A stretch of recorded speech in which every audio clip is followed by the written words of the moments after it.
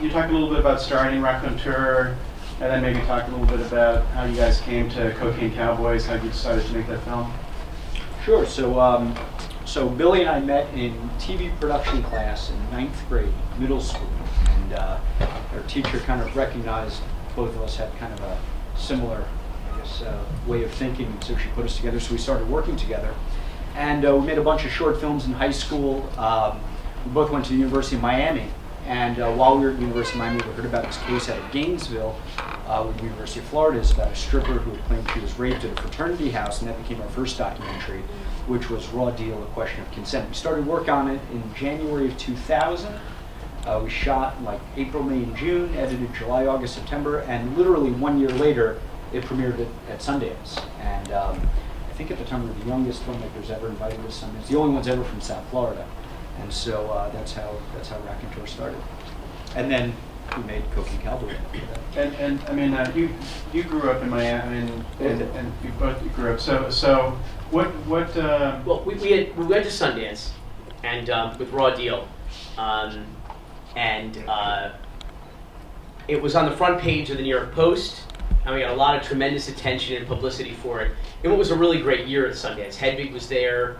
In the bedroom was there, and yeah, Dogtown was there, and so we got a lot of attention out of it, and then we went back to Miami, which is where we were from, and we did like 60 interviews in 6 days, and everybody asked us. The last question was always, okay, so now that you're at Sundance and you have a movie that people have recognized, you're going to go to New York, you're going to go to LA, and we're like, no, we're going to go home, and we did, and what we discovered is that when everybody was like, oh, we heard you guys won Sundance.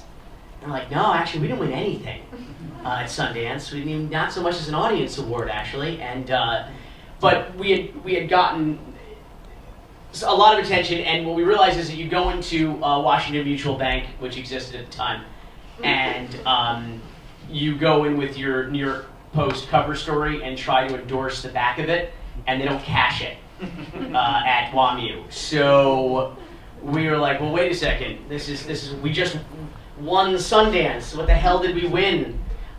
So we wanted to do something that would be a calling card piece that would really identify us as Miami filmmakers, because there's been a lot of filmmakers who have been born in Miami or identified with Miami or raised in Miami, but none who have kind of staked a claim and been known as Miami filmmakers, and so we wanted to do that. And so Raw Deal was about the alleged rape of an exotic dancer at a fraternity house in Gainesville at the University of Florida. So it was a true crime piece, which was in our wheelhouse, but not a Miami piece. So Alfred had an obsession, I guess since childhood, of the cocaine wars and the era that as Hugo pointed out, we sat there at 5 o'clock as the local nightly news would come on the TV, and Mom was making dinner on a weeknight. You know that shitty feeling when you're in elementary school and Mom's cooking on a weeknight, and you're kind of sitting at the kitchen table, half-heartedly doing your homework, and you can smell the vegetables steaming, and you're just like, oh, fuck, I gotta do this all again tomorrow. You're like 10, bitter. And then the TV news would come on, and it would be just like, oh, murder and mayhem and cocaine and decapitations and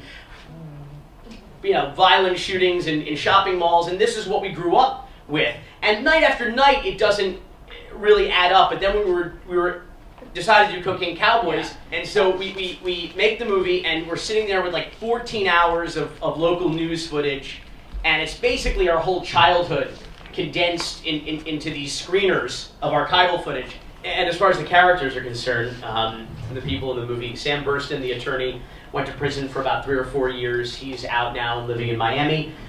John Roberts died in November of last year, cancer, which he suffered from for many years, right on the eve of his book, American Desperado, being published. And Mickey Monday, bless him, still lives with his mom. Did his mom pass away? Did she pass away? His mom still alive? Yeah, because she's like 160 years old, his mother. He's like one of these old, white guys, like Clint Eastwood and John McCain, who they bring their mother to the Oscars, it's like, they're like 180 years old. But his mom, he lives with his mom in North Miami, and he's like a folk hero in Miami now. Anywhere you see this giant redneck with the long, blondish, whitish hair, nobody, mistakes him. They go, "That's the guy from Cocaine Cowboys." Yeah, Mickey told us a great story. He said, this kind of tells you all you need to know about Mickey. He said, when he fled, when he lit the barn on fire and he fled into the swamp, he was in the swamp for 3 days before he had eventually gone up to Virginia and lived on the land for 6 years. I said, Mickey, what, in the swamp? What were you doing in the swamp? He says, let me tell you something. He says, nothing's going to hurt you in the swamp. He says, you know what's going to hurt you? Snakes, alligators, mosquitoes. So what he did to get away from the feds for those 3 days that he was hiding in the swamp, says he got into a little lake up to his neck so that the heat-seeking radar from the helicopters, the Black Hawk helicopters that were flying over, couldn't identify the body heat because it was just his head. And he stayed in the lake for 3 days. I said, that's insane. So if Mickey could survive 3 days in the lake, he'll be around for it. Well, anybody who has the presence of mind to shoot a flare gun into a barn to set it on fire during a raid. That was his plan all along. Yeah. That's why he said that's why those 55-gallon drums were there. He said he always knew that the feds would never shoot at a fleeing felon. They weren't allowed to fire weapons. So he thought that, well, if I just overturned the drums and shoot the flares, it would give me a chance to get away, and he went to the swamp. Yeah. Who interviewed them? Did you guys interview everybody? We alternated, actually. Yeah, I think I interviewed some, and Alfred interviewed. I know at least one of the Rivy interviews, because we interviewed Right. Rivy 3 times in state prison. John 3 times. We interviewed John. Mickey 3 was times, only that's interviewed right. once. John was interviewed 3 times, and Rivy was interviewed 3 separate times. And we had alternated, I think, in a couple of the early ones, and then Billy did most of them after that. The problem with interviewing in a sense, so we had interviewed John and Mickey, and Billy and Dave, our third partner in Raconteur, said, it's great, we got John Roberts, we got Mickey Money. It's like, we can't finish this movie without a Colombian. We need a Colombian. We need somebody, to tell the story. And so we talked to Al Singleton, the detective. He said, who you really have to get is Rivy. He said, because Rivy is such a unique case. Everybody else who had been indicted and convicted and sentenced to prison for murder was sentenced for a particular homicide. And there's no statute of limitations on homicides. So you wouldn't be able to ask those people about all these other murders. Rivy was an interesting case study because he had been given immunity because the state so wanted to put Griselda Blanco in the electric chair that they had given this guy who was facing the electric chair himself a deal where if he had cooperated, he would get sentenced to 3 life sentences. He'll never get out. But he wouldn't face the death penalty. And in exchange for that, he would have immunity to testify against all of these crimes. So there was really nobody else alive, dead, in prison, out of prison, who could have told chapter and verse about this era other than Rivy Ayala. And so getting him was a real coup for us. When you're interviewing people, particularly people who aren't accustomed to being interviewed, in fact, even people who are accustomed to being interviewed, say, listen, if we didn't call the company Raconteur, we would have called it First Person Productions. Because our motto is it's all about I and we, not they and he. Because people really you can always find a lawyer or a reporter or a cop who will give you an interview. It's a little bit more difficult and takes a little bit more work to find a convicted felon or someone serving 3 life sentences to give you an interview and tell you about murders they committed or horrendous crimes that they're responsible for. And then even when you're dealing with, because we're doing some projects for ESPN Films, and you deal with athletes and people who are a little bit more accustomed to the spotlight and being interviewed, and you say, listen, we're going to cut out all the questions from the interview. So we need you to answer in complete sense. And what they always say is they don't repeat the question in the answer. So yes, of course, yeah. But even people who know how to do that still fuck that up all the time. They're like sitting in a deposition. You're like, and then you walked into the other room. Yes. It's like, well, we can't edit. Yes, because we don't have we've never used a narrator in any of our docs yet. Is there wood somewhere we can knock on? So we need more than that. So there's different techniques that you can use to draw out, especially people who are kind of Rivy, for example. He whispers everything. Like, so how are you doing? Okay. And so what you have to do is you actually have to kind of lean in close to him to hear, and you realize you're centimeters away from a man who is a murderer of women and children.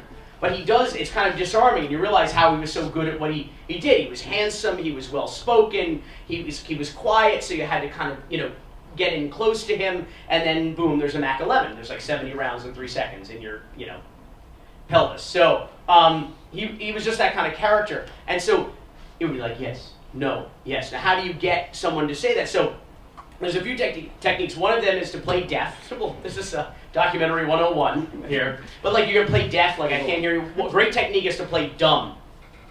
Because there's nothing that people love to do more than to set you straight.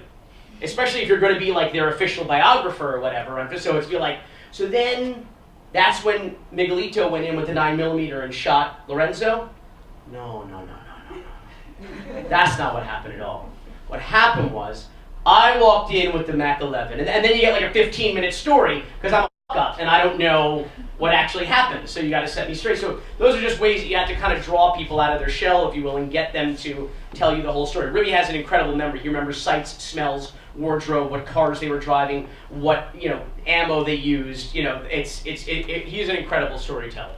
And we're making a play. We're doing a play called Confessions of a Cocaine Cowboy, inspired entirely by Ribby's deposition, because it's just so incredibly riveting.